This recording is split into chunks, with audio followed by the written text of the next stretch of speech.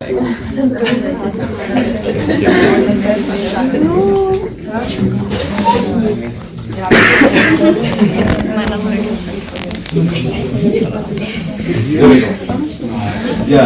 our group has the topic geothermal energy, and our structure was we begin with the definition, then the function, and then we have some examples and importance, and then we have pro and contra, and then all sources.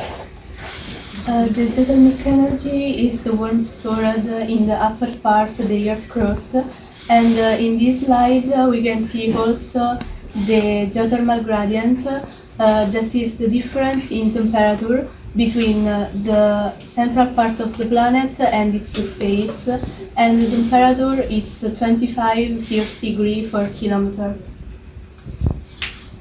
In this slide, you can see the geothermal energy in Europe. Then the countries with the energy in the subsoil are the Turkey, Italy, and Iceland. The functions are there's water being sent down in pipes and using the heat from the earth, the core of the earth. The water is heated and boiled, and the steam is used to drive a turbine, just as with hydropower. The turbine is connected to a generator, creating electricity. There are 3 circles. So you have the heating, and you have the turbine and the generator, and then you have the cooling of the water again. So this is what a geothermal power plant looks like. This is the one in Iceland, so you can't really see much from the top because it's pretty much all underground. And those are like 3 biggest countries in the world which use geothermal energy. And so here we have the percentage of energy production and in production.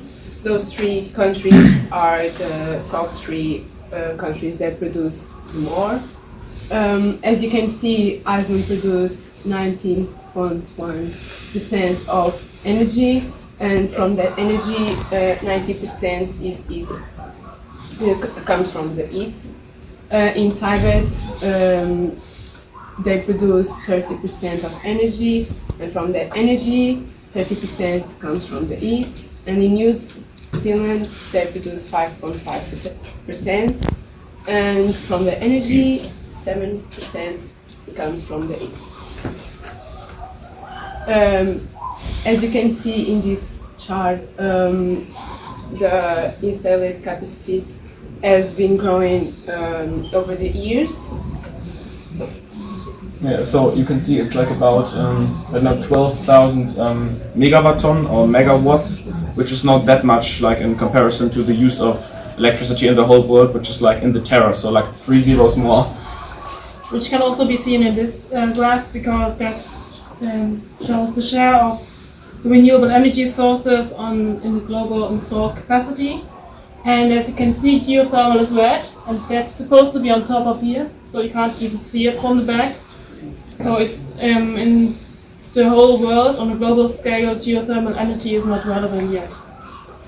So like the most important pro arguments are that it's directly usable for heating, so it means it costs less energy for the production and use. It's really stable, and it's usable on a small scale, so also you don't have to, if you can't or if you don't need to produce that much energy, you can also build up geothermal energy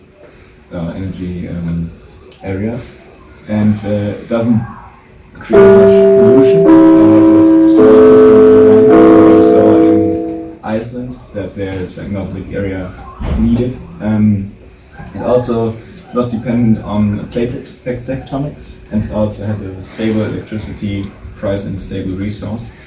Its potential is the estimate electricity generating potential of one geothermal energy station is up to 2 terawatt, which is quite a lot.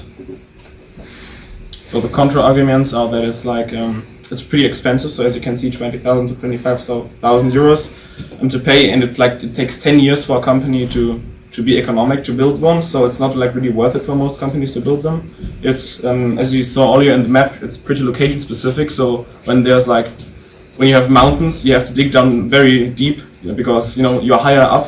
So like it's kind of location specific. And in Italy and Iceland, it's really good, in Turkey as well. But in Germany, you are a little bit limited options here. So it's really sustainable. It's only sustainable if the reservoirs are properly managed. So yeah. Also, it's like it could get destroyed by earthquakes. So in areas where earthquakes are like normal or not that, that's it.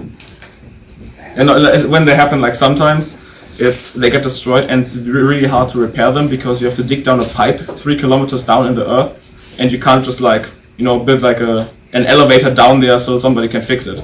Yes. It might contaminate the groundwater, so because if there are toxic minerals in the earth and you draw like a pipe down there, they might get released into the groundwater and like toxic the groundwater, and like by that the people that live there. So yes, and as we told you earlier, it's not really global relevant yet because because of these points, it's expensive and difficult to repair, and yes. So now we're going to talk about the Erasmus countries themselves. As you can see, once again, geothermal energy isn't that popular in our countries too. And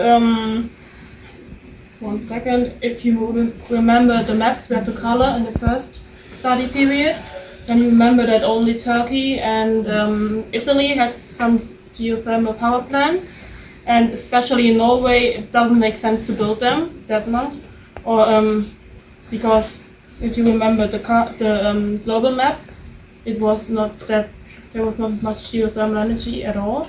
And because also it's so expensive, and especially for Norway, as you told us earlier, it's really easy to build like hydropower and other alternatives which are easier and less expensive. And these are our sources. And that's it.